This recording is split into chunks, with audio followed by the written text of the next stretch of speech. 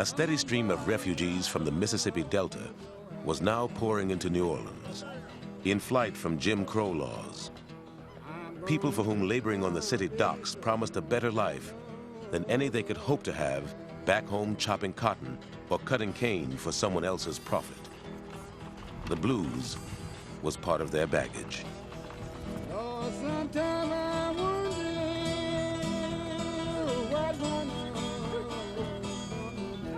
The blues is about sculpting meaning out of a situation that seems to defy your being able to find meaning in it. Black people, since the end of the Civil War, searching for an aesthetic. Oh, sometime I wanna be. They're searching for an aesthetic that will free them of minstrelsy, free them of the burden of minstrelsy, free them of the degradation of minstrelsy. What emerges from that is a form called the blues. It's a very useful form. It's elastic. You can do a lot with it because it's simple.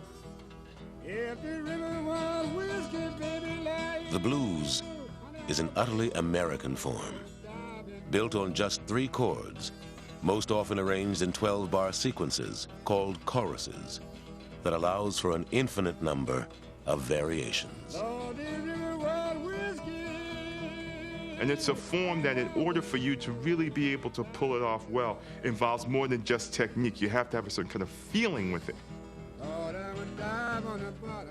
So you create this kind of basic language through which and on which they can construct all kinds of things.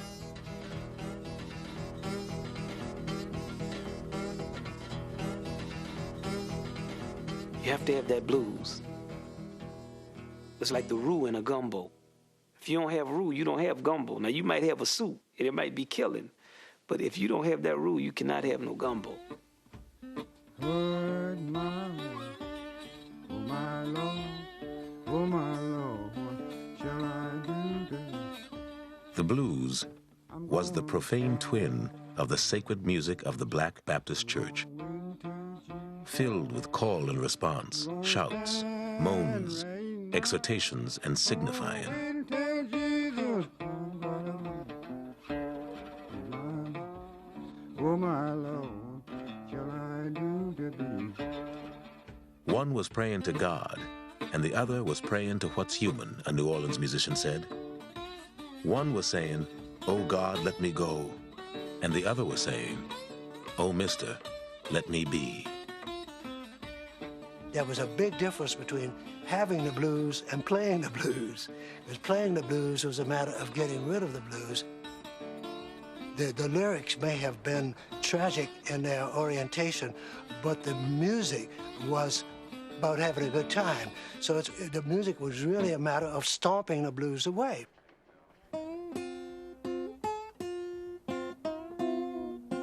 The blues could be about anything. A beautiful woman, a mean boss, the devil himself. What you gonna do when your trouble get like mine? But they were always intensely personal, meant to make the listener feel better, not worse. Gonna stand in rain, gonna wring my hands and cry. And each performer was expected to tell a story. Little woman, she won't do nothing, she said. When we sing the blues, we're singing out our feelings.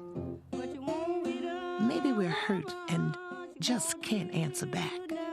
she said. Then we sing or maybe even hum the blues. Yes, to us, the blues are sacred. Rolling out tomorrow, cried the whole night long. When I sing, what I'm doing is letting my soul sing out.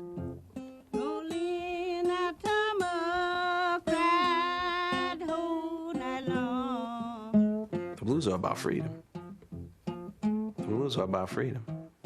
You know, there's liberation in reality. And when they talk about these songs, when they talk about being sad, the fact that you recognize The fact that you recognize that which pains you is a very freeing and liberating experience. It's just, it must be strange for other cultures where you spend most of your time trying to pretend like you don't have any of these problems, any of these, situations. When I hear the blues makes me smile.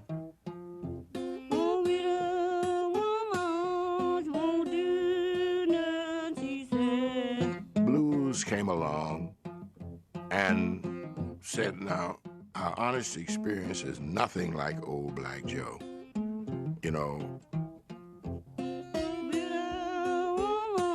But at the same time, out of our own resources, we can make a life. The lyrics that said, I'm gonna lay my head on some lonesome railroad track, and when the train come along, I'm gonna snatch my damn head back. In New Orleans, musicians would find a way to deepen the message of the blues by playing it on their horns. You have musicians playing their horns. They have all these instruments that are left over from the Civil War. The military instruments, and the trumpets are played in a militaristic style. Bum, bum, bum, bum, bum, bum, bum, bum, bum, bum. Then all of a sudden, instead of playing in a straight military style of a hymn or a beautiful melody, now they're imitating the sound of the people in the church singing. They have the vibrato at the end of the note. They're shaking those. It's a do, dee, dee, boo, dee, loo, dee. Then the music gets another power and feeling. In the way that profound things almost always happen, a thing and the opposite of that thing are mashed together. Now you have the people getting the spiritual sound of the church, and they also are getting that secular sound of the blues. And the musicians who could understand both of those things and put both of them in their horn side by side so they could represent that angel and that devil, that was the ones that could play.